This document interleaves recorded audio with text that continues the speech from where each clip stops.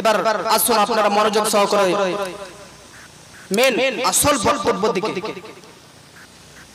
কোরআন থেকে আয়াত কারিমা তেলাওয়াত করেছিলাম। আল্লাহ পাক বলতেছে ওয়ামা আরসালনাকা ইল্লা রাহমাতাল লিল আলামিন। জোরে বলে আল্লাহ পাক নবীকে পৃথিবীর মধ্যে কেমন ভাবে প্রেরণ করেছে? সমস্ত সৃষ্টি জগতের জন্য রহমত করে প্রেরণ করেছে।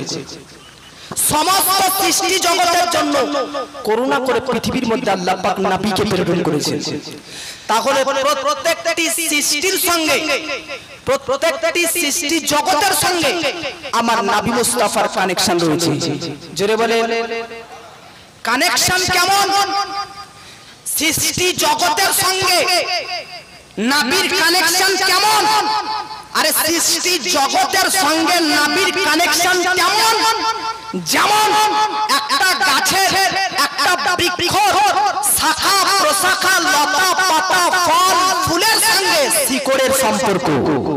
জোরে বলেন গাছের শাখা প্রশাখা ফল ফুল লতা পাতার সঙ্গে যেমন শিকড়ের সম্পর্ক, তেমন সৃষ্টি জগতের সঙ্গে আমার নবী মুস্তাফার সম্পর্ক রয়েছে। তার কারণ কি? তার কারণ হচ্ছে এটাই কে বেরাদান মিল্লাত ইসলামিয়া যদি শিকড় কে কেটে দেওয়া হয়, গাছের মূল গাছের কাণ্ড গাছের শিকড়কে যদি কেটে দেওয়া হয়, তাহলে গাছের লতা পাতা শাখা প্রশাখা ফল ফুল বাঁচবে না মরে যাবে? মরে যাবে। কারণ গাছের বৃক্ষ শিকড় গাছের বৃক্ষর মূল কাণ্ড হচ্ছে তার নিচ দিকটা, নিচের অংশটা, তার নিচের অংশ কেটে দিলে এ গাছ টিকবে না, এ গাছ মরে যাবে। ঠিক সেই রকম সৃষ্টি জগতের সঙ্গে নবীর এমন একটা কানেকশন রয়েছে, যেমন গাছের সঙ্গে শিকড়ের কানেকশন। তাহলে ভাবুন যে সৃষ্টি জগতের মধ্যে এই পৃথিবীর মধ্যে বর্তমান যুগে বর্তমান সময়ে বর্তমান যুগে কিছু ব্যক্তি বলতেছে নবী মোরে মাটিতে মিশে গেছে, নবী মোরে মাটিতে মিশে চূর্ণ বিচূর্ণ হয়ে গেছে। আমি তাদেরকে বলতে চাই গাছের শিকড় যদি মরে যায় তাহলে কি গাছের শাখা বেঁচে থাকবে? না। গাছের শিকড় যদি বেরাদার মরে যায় তাহলে কি গাছের শাখা প্রশাখা বেঁচে থাকবে? না। গাছের শিকড় যদি মরে যায় তাহলে গাছের লতা পাতা বেঁচে থাকবে? না। গাছের শিকড় যদি মরে যায় তাহলে গাছের ফল ফুল কি বেরাদার জীবিত থাকবে? না, মরে যাবে। ঠিক সেই রকম সৃষ্টি জগতে শিকড় হচ্ছে নবী মুস্তাফা। তাহলে নবী মুস্তাফা যদি মরে যায় তাহলে পৃথিবী থাকবে কি করে?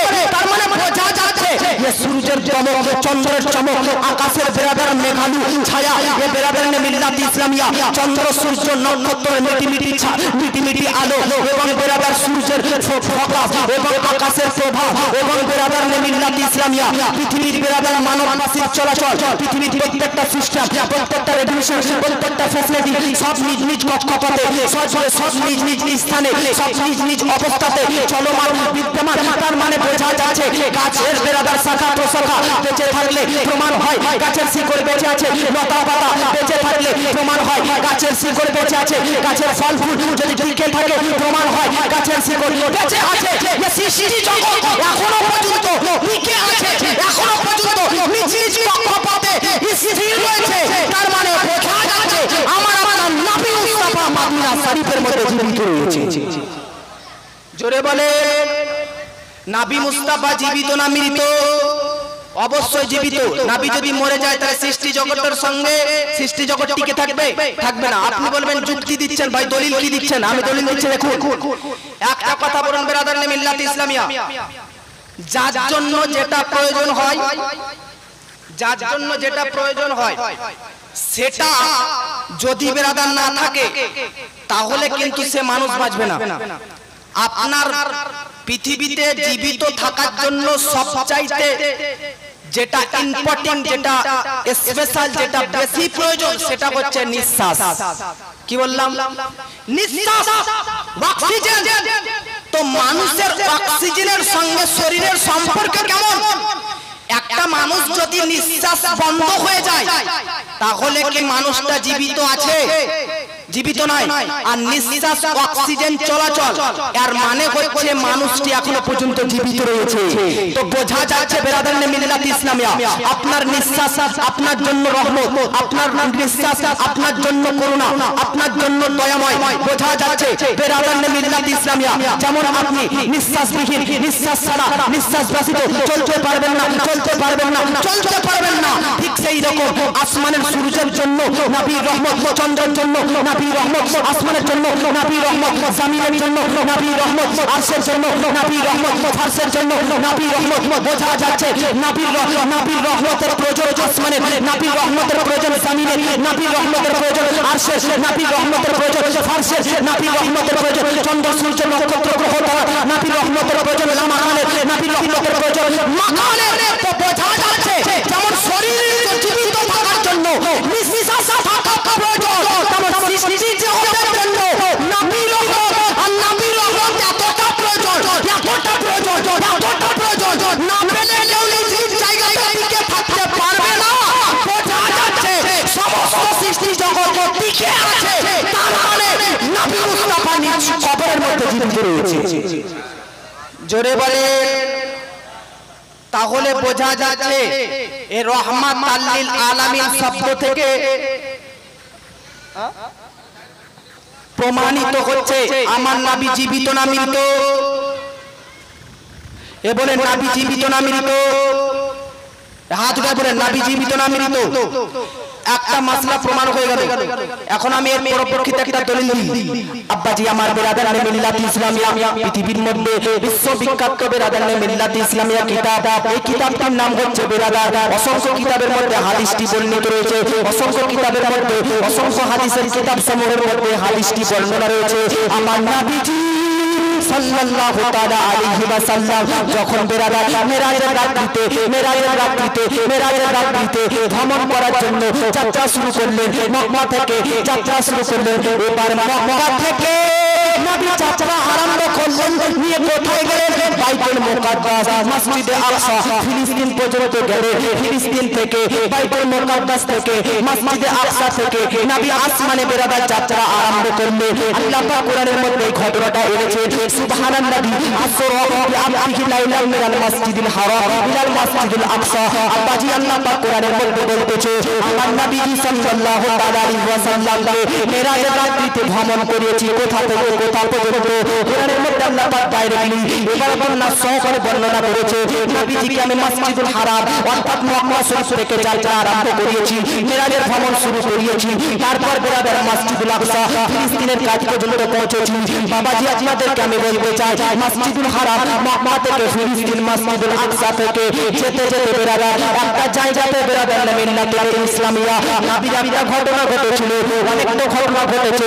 মসজিদুল হারাম থেকে মক্কা থেকে ফিলিস্তিন পর্যন্ত মধ্যে আছে অনেক ঘটনা ঘটেছে, কিন্তু বেরাদার মিল্লাত ইসলামিয়া বক্তব্যের মধ্যে এই টপিকের মধ্যে এই বিষয়ের মধ্যে যেটা দলিলের প্রয়োজন, যেটা বেরাদার আপনাদের জন্য বেরাদার প্রয়োজন, সেটা বলতেছি আমার নবীজি সাল্লাল্লাহু আলাইহি ওয়াসাল্লাম একজনের কবর দিয়ে বেরাদারানে যাচ্ছেন, একজনের কবরের সাইড দিয়ে, একজন মাজারের সাইড দিয়ে যাচ্ছেন।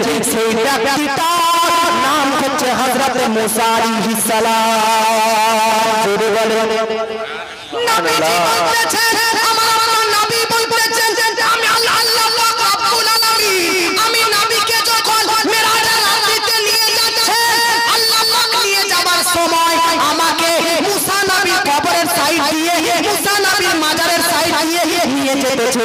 এবং আমি যেমনই মুসা নবীর কবরের সাইড দিয়ে, মুসা নবীর মাজারের সাইড দিয়ে যাচ্ছি বা যেতেছি, আমি দেখেছি মুসা নবী ওয়া হুয়া কায়িমুন ইউসাল্লি ফি কবরিহি, আমি দেখেছি মুসা নবী নিজের কবরের মধ্যে নামাজ আদায় করেছে।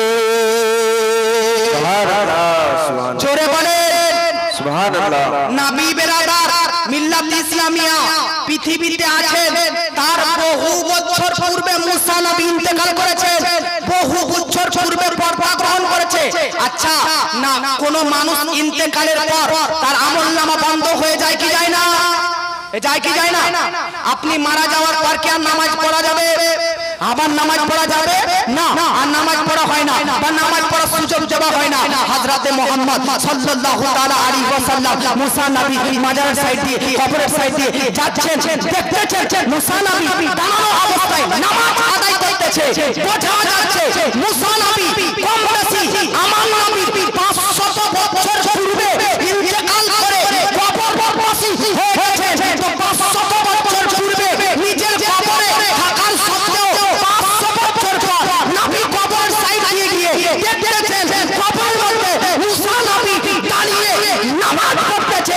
তার মানে বোঝা যাচ্ছে প্রত্যেকটা নবী নিজ নিজ কবরের মধ্যে জীবিত রয়েছে।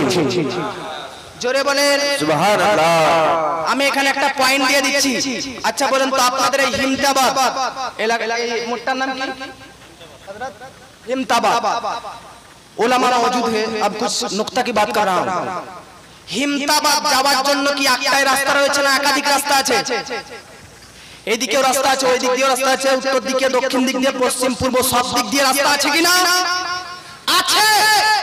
আমি বলতে চাই নবীর মেরাজ শুরু হয়েছে মক্কা থেকে, নিয়ে যাওয়া হতেছে ফিলিস্তিন পর্যন্ত বাইতুল মুকাদ্দাস, ওখানে যাওয়াটা উদ্দেশ্য। আল্লাহ পাক মেরাজে নবীকে নিয়ে যাচ্ছে মুসা নবীর কবর মাজারের সাইড দিয়ে। ব্যাপারটা কি? ফিলিস্তিন যাওয়ার জন্য কি একটাই রাস্তা ছিল? ফিলিস্তিন যাওয়ার জন্য কি মুসা নবী যে কবরের সাইড দিয়ে গেছেন, যে মাজারের সাইড দিয়ে নবী গেছেন, ওই সাইড ওই রাস্তাটাই কি ছিল? আরো তো অন্য রাস্তা ছিল, আরো তো অন্য দিক ছিল। আল্লাহ পাক আমার আপনার নবীকে মেরাজের রাত্রিতে অন্য দিক দিয়ে, অন্য রাস্তা দিয়ে ফিলিস্তিনের মসজিদ, মসজিদুল আকসা, বাইতুল মুকাদ্দাসে পৌঁছাতে পারতেন। কিন্তু ব্যাপারটা কি? নবীকে মুসা নবীর কবর বা মাজারের সাইড দিয়ে নিয়ে যাওয়া হতেছে কেন? इसका मतलब एक इशारा दे रहा है अल्लाह, একটা ইঙ্গিত দিতেছে, বোঝাতে চাইছে আল্লাহ কে দেখো মেরাজে নিয়ে যাচ্ছে কে? রব্বানা। মেরাজে যাচ্ছে কে? নবী মুস্তাফা। যাচ্ছে কার সাইড হয়ে?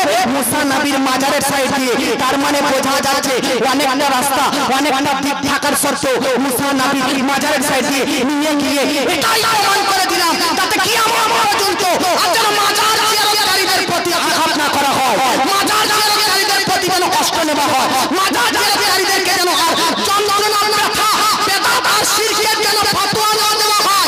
আরে আমি তোমাদের সৃষ্টিকর্তা, আমি তোমাদের আল্লাহ তাআলা, আমার প্রিয় নবীকে মুসা নবীর মাজারের সাইড দিয়ে নিয়ে গিয়ে এটাই প্রমাণ করে দিলাম যে মাজারে যাওয়া শিরক ও বেদাত নয়, বরং এটা রব তাআলার পছন্দনীয় একটা সুন্নাত সমূহ কাজ। জোরে বলেন। তো বোঝা যাচ্ছে মাজারে কাউকে নিয়ে যাওয়া আল্লাহ পাকের সুন্নাত, আর মাজারে যাওয়া নবীর সুন্নাত। জোরে বলেন। হাদিস শরীফের মধ্যে বর্ণিত রয়েছে মুসা নবী কবরের মধ্যে কেমন অবস্থায় ছিলেন? বলেন কেমন?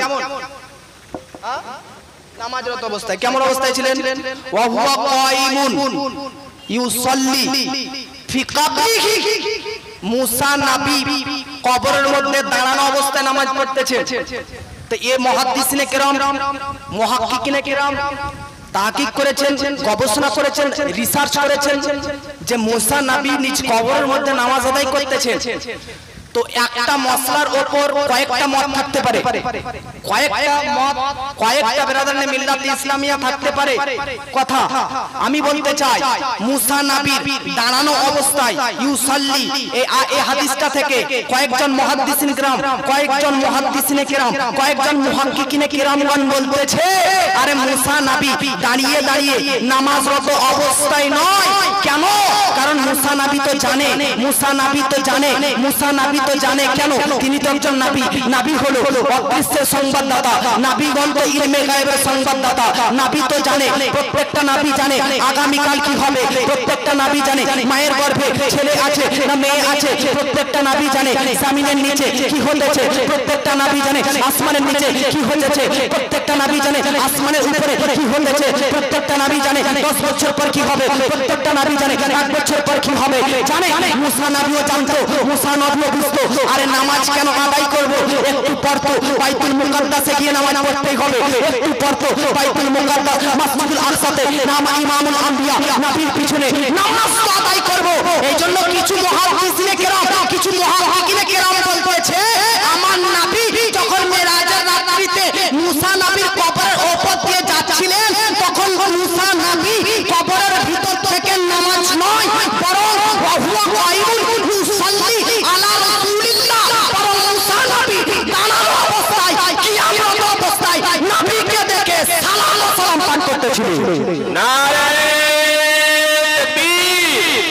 नारे रिसालत उलमाए अहले सुन्नत हज़रत मुस्तफा जिक्रे मुस्तफा नारे मूसा अलैहिस सालाम দাঁড়ানো অবস্থায় কিয়াম অবস্থায় বেলাদার নে মিল্লাত ইসলামিয়া নবীর প্রতি শ্রদ্ধা নবীর প্রতি ভক্তি নবীর প্রতি সালাত ও সালাম পেশ করেছে। হে উম্মতবাসী, হে জগৎবাসী, যে আজকে তোমরা কিয়াম অবস্থায় দাঁড়ানো অবস্থায় নবীর প্রতি সালাত ও সালাম পেশ করো, এটা আজকে তৈরিকৃত, এটা আজকে নতুন কোনো সিস্টেম নয়, বরং 1414 বরং 2000 বছর পূর্বে কবরের ভিতর থেকে নবীকে হাজির নাজির মনে করে মুসা নবীর উপর দাঁড়ানো অবস্থায় সালাম করেছেন। জোরে বলেন। আরেকটা নুকতা বলে দিই, আমার নবী আকাশের মধ্যে গেছেন কিনা মেরাজে রাতে, আর নবী মুসা নবী কোথায় রয়েছে? কবরের ভিতরে। আমি বলতে চাই আপনারা কবরস্থানে যদি যান, কবরস্থানের সাইড দিয়ে হেঁটে যান, তো কবরের মধ্যে কবরের ভিতরে দেখতে পান যে কেমন ভাবে আছে? এ দেখতে পান? কেউ দেখতে পান যে কবরের ভিতরে কি চলতেছে, কবরের ভিতরে কেমন ভাবে আছে, কে আছে না আছে কিছু দেখতে পান? আরে আমার নবী মেরাজের রাতে আকাশের দিকে যাচ্ছেন, আকাশে যাওয়ার সময় দ্রুত বেগে যাচ্ছেন বেরাদার, তবু তার সত্ত্বেও আমার নবী মুস্তাফা মুসা নবী কবরের ভিতরে দাঁড়িয়ে আছে না বসে আছে, নামাজ পড়তেছে না সালাম করতেছে? নবী আমার আকাশের উপর থেকে কবরের ভিতরকার খবর পর্যন্ত বলে দিতে পারছে। তো বোঝা যাচ্ছে জমিনের বাইরে থেকে, মাটির বাইরে থেকে যদি নবী ভিতরের খবর বলতে পারে, তো মদিনাতে রওয়ে আকাশের ভিতর থেকে বাহিরে যাওয়া আশিকে উম্মতদেরকে চিনতে পারে। জোরে বলেন। যদি বাইরে থেকে নবী ভিতরের খবর বলে দিতে পারেন, তো ভিতর থেকে কি বাইরের কথা বলতে পারবেন না? জোরে বলেন, পারবেন কি পারবেন না? আব্বাজি বলতেছিলাম বেরাদার মিল্লাত ইসলামিয়া একটা হাদিস রিসার্চ করবে, বহু কিছু পয়েন্ট প্রমাণিত হয়ে যাবে, বহু মাসলা প্রমাণ হয়ে যাবে। আমি আপনাদেরকে আরেকটু এগিয়ে নিয়ে যাই, আরেকটু বেরাদার আগিয়ে নিয়ে যাই। আমার নবীজি সাল্লাল্লাহু তাআলা আলাইহি সাল্লামের উদ্দেশ্য কি? আল্লাহর সঙ্গে সাক্ষাৎ করা। কি করা? আচ্ছা বলেন তো, পৃথিবীর মধ্যে কেউ কি আল্লাহকে দেখেছে নিজের স্বচক্ষে? দেখেছে কেউ? চামড়ার চোখে, চর্ম চোখে কেউ আল্লাহকে দেখেনি, আর কেউ দেখতেও পাবে না কিয়ামতের দিন, কেউ দেখতেও পাবে না কিয়ামত পর্যন্ত। কিন্তু আমার আপনার নবী স্বচক্ষে চামড়ার চোখে দেখেছে। জোরে বলেন। আরে আপনার আমার কথা কি করব? হযরতে মুসা আলাইহিস সালাম আল্লাহকে দেখার আশা করার পরেও তিনি দেখার সুযোগ পায়নি। তো ব্যাপারটা কি? আদম থেকে আমার আপনার নবী পর্যন্ত কেউ আল্লাহকে দেখতে পেল না, ওয়ানলি আমার নবীকে আল্লাহ নিজের দর্শন দেখালেন। কেন দেখালেন নিজেকে? আল্লাহ পাক বলতে চাইছে, শুনো, পৃথিবীর মধ্যে থাকা অবস্থায়, পৃথিবীর মধ্যে থাকা অবস্থায় আমাকে দেখা অসম্ভব, আমাকে দেখা অবাস্তব, দেখা সম্ভব নয়, দেখা ঠিক নয়, দেখা যাবে না, দেখা যাবে না। কিন্তু হ্যাঁ, এই যে কাফিররা প্রশ্ন করতে পারে, বেধর্মীরা প্রশ্ন করতে পারে, মুশরিকিনরা প্রশ্ন করতে পারে, মুনাফিকিনরা প্রশ্ন করতে পারে, ইহুদিরা প্রশ্ন করতে পারে, যাকে দেখা যায় না তাকে মানা যায় না, যাকে দেখা যাওয়া যাবে না তাকে মানা যাবে না। আচ্ছা আচ্ছা কথা বলেন তো, পৃথিবীর মধ্যে প্রত্যেকটা নবী আল্লাহ তার বার্তা পৌঁছেছেন কি পৌঁছাননি?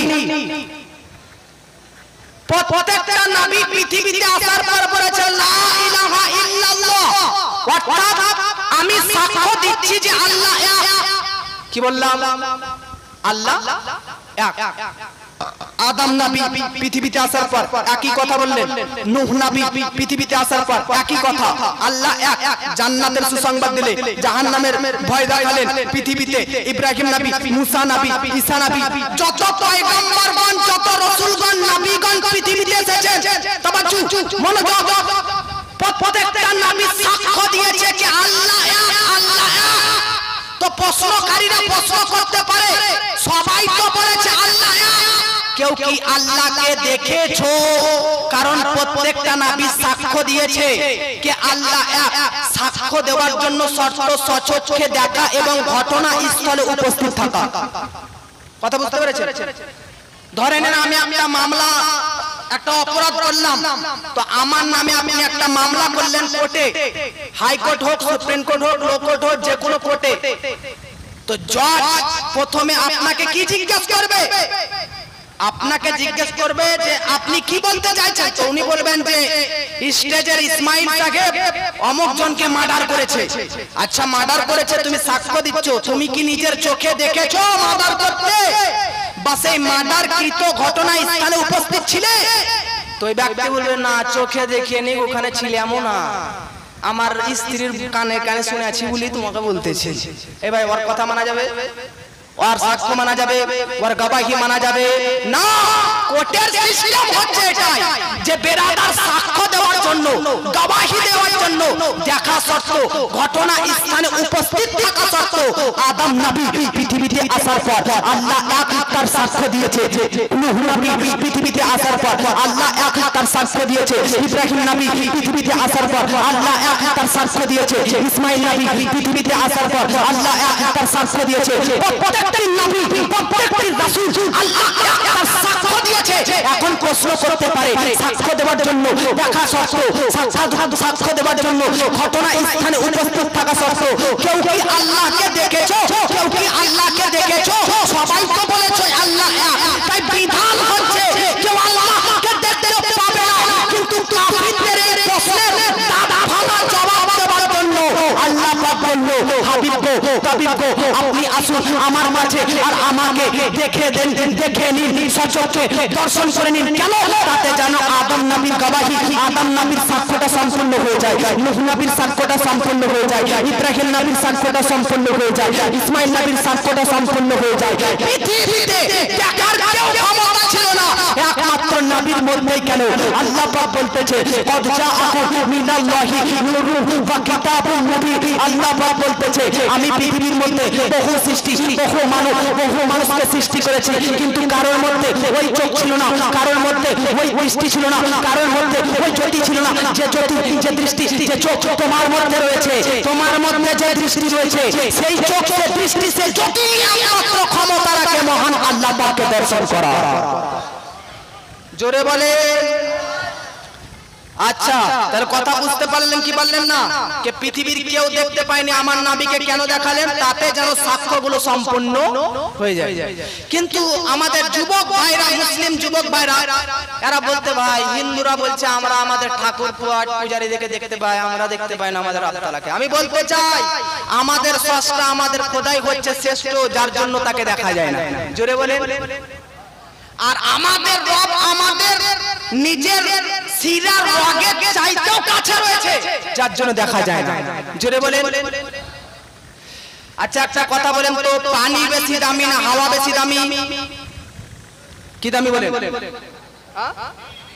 পানি দামি। আপনারা কি বলছেন? বাবা বাবা বাবা, হেমতাবাদের মানুষদেরকে মনে করছিলাম জ্ঞানী মানুষ। আপনারা বলতেছেন পানি, কেউ বলছে দুটোটাই। একটা বলেন সিঙ্গুলার সেন্স পানি। তাহলে আপনাদের উত্তর পানি বেশি দামি না হাওয়া? তো বলতেছেন পানি। আমি বলতে চাই হাওয়া বেশি দামি। কেন? কারণ একটা মানুষ সকাল থেকে সন্ধ্যা পর্যন্ত না খেয়ে, রোজা রেখে, পানি খেয়ে, না খেয়ে থাকতে পারে কি পারে না? পারে কি পারে না? কিন্তু একটা মানুষ যদি সকাল থেকে সন্ধ্যা পর্যন্ত হাওয়া থেকে অক্সিজেন না নেয়, তাহলে থাকবে? এ থাকবে? থাকবে না। তাহলে পানি অপেক্ষা হাওয়ার গুরুত্বটা বেশি, তাই না? আচ্ছা, হাওয়াকে দেখা যায় না পানিকে দেখা যায়? কাকে দেখা যায়? তাহলে দেখলেন যে জিনিস দেখা যায় তার গুরুত্বটা কম। কেমন গুরুত্বটা? যে তাকে একদিন যদি না পান করে থাকি তবুও বেঁচে থাকার সম্ভাবনা আছে। আর হাওয়া দেখা যায় না, গুরুত্বটা এত বেশি যে 10 মিনিট যদি অক্সিজেন না পায় তাহলে মরে যাবে। জোরে বলেন। তাহলে যে জিনিস দেখা যায় না তার গুরুত্বটা বেশি। একজন ব্যক্তি বলতেছে মৌলভী তোমার দম কত? বলছে কেন? বলছে আমার মধ্যে এতটা শক্তি আছে যে আমি পানির ভিতরে 1 ঘন্টা নিঃশ্বাস না নিয়ে বেঁচে থেকে যাবো। বলছে বাবা রে, 1 ঘন্টা পানির নিচে না নিঃশ্বাস নিয়ে থেকে যেতে পারবে? বলছে হ্যাঁ পারবো। আর আমি পেরে যাওয়াই মানে হচ্ছে তোমার যুক্তি বেকার। আমি বলতে চাই যদি হাওয়াকে তুই যুক্তিটা বরবাদ করতে চাস, তাহলে আরেকটা জিনিস আছে, সকল সৃষ্টি জগৎ মানে, সকল বিশ্ববাসী মানে কি? আর জিনিসটা কি? আরে শুন, আরে হাওয়া মানুষ যদি 5 মিনিট না পায় তবুও বেঁচে থাকার সম্ভাবনা আছে, আছে কিনা? তবুও বেঁচে থাকার সম্ভাবনা আছে। একটা মানুষ যদি অক্সিজেন 3 মিনিট না পায় বেঁচে থাকবেন কি পাবেন না? শক্তি নাই ভাই, পাবেন, পারবেন কি পারবেন না? আমি বলতে চাইছি একটা জিনিসের নাম করে দিচ্ছি, 3 মিনিট তো দূরের কথা, 3 সেকেন্ড তো দূরের কথা, 1 সেকেন্ড যদি শরীরে না থাকে তো বেঁচে থাকবেন না। আর ওই জিনিস দেখা যায় না। বলবো কি এ জানাবো আপনাদেরকে? এখন হাত দিয়ে বলে সুবহানাল্লাহ। তাহলে আজকে আর পরে প্রশ্নের উত্তর জানার পর ইমাম সাহেবদেরকে জিজ্ঞেস করবেন, বলেন তো কোন এমন জিনিস যে 1 সেকেন্ড না থাকলে মানুষ বাঁচবে না? ইমামদেরকে কাটে ফেলবেন নাকি? ফেলবেন? বলেন না, বলেন না। না, জানবো আমল করার জন্য, জানবো এই নিয়তে নয় যে কাউকে যাচার জন্য না। শুনেন, এমন একটা জিনিসের নাম করছি যে জিনিস দেখা যায় না, আর বিন্দু পরিমাণ না থাকলে বাঁচবেন না। সেই জিনিসটার নাম হচ্ছে আত্মা। রূহকে কখনো দেখেছেন? আত্মাকে কখনো দেখেছেন? আত্মাকে দেখা যায়, রূহকে দেখা যায়। হাওয়া তো 3-4 মিনিট না নিয়েও বেঁচে থাকার সম্ভাবনা আছে। এই দেখেন, এই হাওয়াটাকে আমি স্পর্শ করতে পারছি, কখনো কখনো অনুভব করা যায়, কিন্তু রূহের ক্ষেত্রে ইম্পসিবল, অসম্ভব, অবাস্তব, না স্পর্শ করতে পারবে না দেখতে পাবে। আর সে রূহ যদি শরীরের ভিতরে সেকেন্ড পরিমাণ না থাকে তাহলে বেরাদার বাঁচবেন না। তাহলে বোঝা যাচ্ছে পানির চাইতে গুরুত্ব বেশি হাওয়া। কেন? একদিন পানি না পান করলেও বেঁচে থাকার সম্ভাবনা আছে, কিন্তু হাওয়া থেকে অক্সিজেন একদিন না নিলে বেঁচে থাকতে পারবো না। কিন্তু আমি বলতে চাই 5 মিনিট হাওয়া না নিয়েও বেঁচে থাকার সম্ভাবনা আছে। তাই হাওয়া চাইতেও দামি, হাওয়া চাইতেও স্পেশাল, হাওয়া চাইতেও গুরুত্বশীল হচ্ছে আত্মা, যাকে দেখাও যায় না, স্পর্শ করা যায় না, আর সেকেন্ড পরিমাণ না থাকলে বেঁচেও থাকা যাবে না। তো এই রূহের হাওয়ার কত দাম, কত গুরুত্ব, কত পাওয়া যে বেরাদার নে মিল্লাতে ইসলামিয়া, আর এই জিনিসগুলোকে দেখা যায় না। তো এই রূহ, এই হাওয়া, পানির সৃষ্টিকর্তা আল্লাহ তাআলা, যাকে দেখা যায় না, সেই রব তাআলার পাওয়ার কতটা হতে পারে? সুবহানাল্লাহ, সুবহানাল্লাহ, জোরে বলে সুবহানাল্লাহ। হযরতে আলী রাদিয়াল্লাহু তাআলা আনহুকে এই বিষয়ে একটা প্রশ্ন করা হয়। বিশ্ববিখ্যাত সাহাবী হযরতে আলীকে জিজ্ঞাসা করা হয়, আমার নবীজি সাল্লাল্লাহু তাআলা আলাইহি ওয়াসাল্লামের জামাই হযরতে আলীকে বলতে থাকে, ও আলী, আলী বলে বলো আল্লাহকে দেখা যায় না কেন? আল্লাহকে দেখা যায় না কেন? আল্লাহকে দেখা যায় না কেন? হযরতে আলী বলতেছে, ঠিক আছে, সূর্যের দিকে তাকিয়ে থাকো, সূর্যের দিকে তাকিয়ে থাকো। কি বললো? এই পৃথিবী থেকে সূর্য কত গুণ বড় জানেন? বলে দিচ্ছি, শুনে নিন। পৃথিবী থেকে সূর্য 13 লক্ষ গুণ বড়। কত গুণ? কত গুণ বড়? পৃথিবী অপেক্ষা 13 লক্ষ গুণ বড় সূর্য। আপনি বলবেন তাহলে সূর্যের মতন আর কোনো বড় জিনিস নাই নাকি? কারণ 13 লক্ষ এইরকম পৃথিবী হবে তবে একটা সূর্য তৈরি হবে, সূর্যের মতন হবে। এই মা বোনরা আপনারা কথা বলবেন না? তাহলে আপনারা বলবেন যে সূর্যের মতন আর কেউ বড় নাই। না, শুনেন, পৃথিবী থেকে সূর্য 13 লক্ষ গুণ বড়। সূর্যের চাইতে 33 কোটি গুণ বড় হচ্ছে একটা তারা, সেই তারার নাম হচ্ছে ব্যাটেল জুইস। সুবহানাল্লাহ, জোরে বলেন।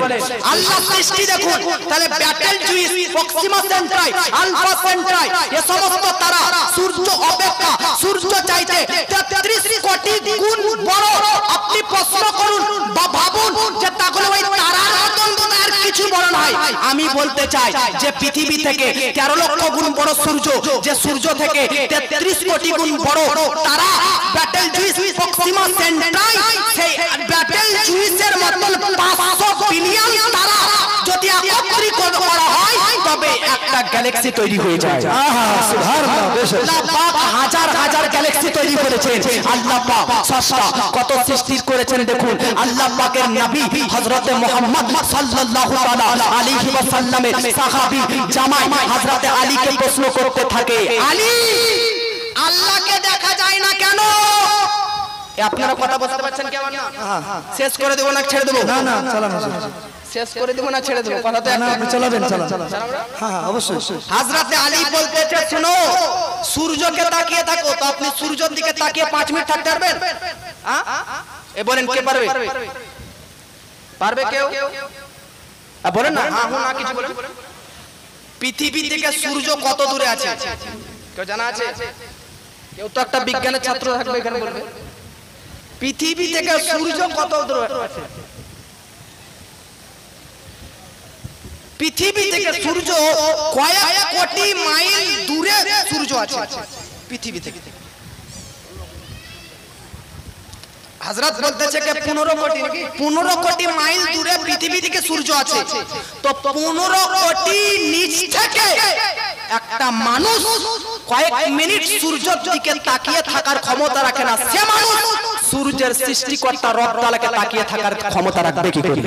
সুবহানাল্লাহ সুবহানাল্লাহ। বলে তাহলে বোঝা যাচ্ছে আমার সূর্যের দিকে তাকিয়ে থাকার যদি ক্ষমতা না থাকে তাহলে বেরাদার আল্লাহর দিকে তাকিয়ে থাকতে পারবে কি করে? জোরে বলে সুবহানাল্লাহ। উলামায়ে কেরামের উপস্থিতিতে একটা কথা বলতেছি বেরাদার, আল্লাহ পাক কোরআনের মধ্যে বলেছে ওয়ালিল্লাযিনা আহসানুল হুসনা ওয়া জিয়াদাতান। এই জিয়াদাতের তাফসীর করতে গিয়ে, এই জিয়াদাতের ব্যাখ্যা করতে গিয়ে মুফাসসিরিনে কেরাম বলতেছে যদিও বা পৃথিবীর মধ্যে কেউ আল্লাহকে দেখতে পাবে না, যদিও বা পৃথিবীর মধ্যে দুনিয়ার মধ্যে কেউ আল্লাহকে দেখতে পাবে না, কিন্তু জগৎবাসী জান্নাতি হওয়ার চেষ্টা করো, মুমিন হওয়ার চেষ্টা করো, সৎ হওয়ার চেষ্টা করো, ভালো হওয়ার চেষ্টা করো। কেন আল্লাহর নবী বলেছে ইযা দাখালা আহলুল জান্নাতিল জান্নাহ, যখন জান্নাতি ব্যক্তিদেরকে জান্নাতের মধ্যে প্রবেশ করানো হবে, যখন মুমিন ব্যক্তিদেরকে জান্নাতের মধ্যে প্রবেশ করানো হবে, যখন সৎ ব্যক্তিদেরকে জান্নাতের মধ্যে প্রবেশ করানো হবে, তখন প্রত্যেকটি মুমিন ব্যক্তিকে সচক্ষে চামড়ার চোখে আল্লাহকে ফেস টু ফেস দেখানো হবে।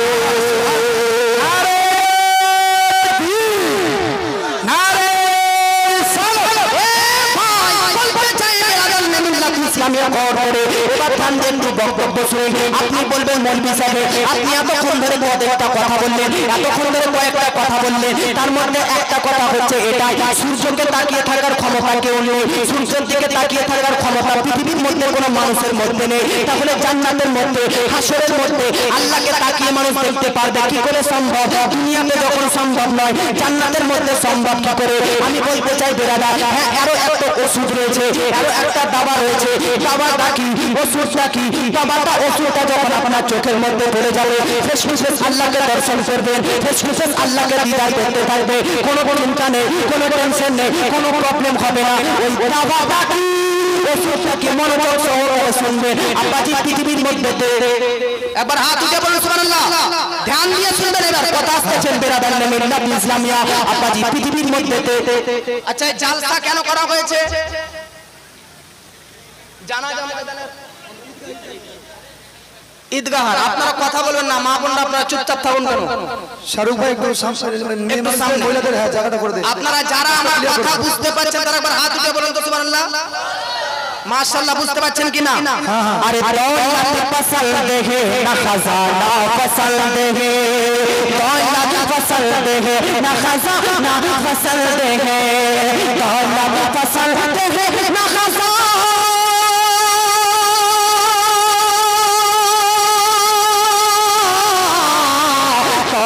पसंद है ना खजाना पसंद है, दौलत पसंद है ना खजाना पसंद है, हमको नबी का लोधी घराना पसंद है, हमको नबी का लोधी घराना पसंद है, अरे हमको नबी का सारा घराना पसंद है, कि बोले हुसैन हाथ बचाने के वास्ते, हुसैन हाथी बचाने के वास्ते, हुसैन हाथी बचा,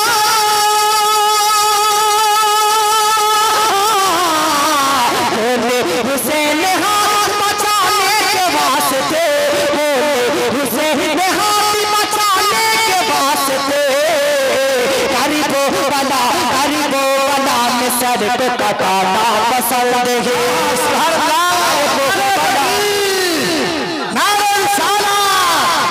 मसला के आला हजरत अल्लामा मौलाना इस्माइल रज़ा नूरी साहब करबला में सर को कटाना पसंद है ज़रूर। আমি গজল বলে আপনাদের টাইম নষ্ট করব না, বক্তব্য আমি অনেক কিছু আপনাদেরকে নিয়ে এসেছি বলার জন্য। লাস্ট ছন্দ পাঠ করতেছি, যেহেতু আমার মহব্বতের প্রিয় এবং খুব পরিচিত একজন ভাইজান এবং দাদাজান জনাব মাওলানা সুজাউদ্দিন সাহেব নারা লাগালেন, তার পরিপ্রেক্ষিতে একটা ছন্দ পাঠ করতেছি। মহব্বত বলুন সুবহানাল্লাহ।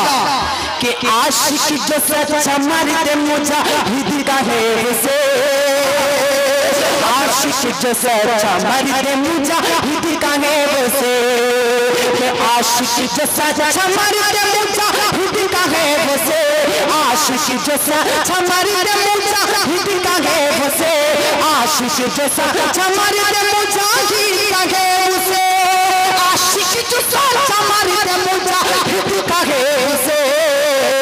अहमद रज़ा अहमद रज़ा अहमद रज़ा राजा गाना पसंद है। नारे सलाम मसलक आला हसन अज़मत मुस्तफा, नारे तकबीर नारे सलाम। अहमद रज़ा का नारा लगा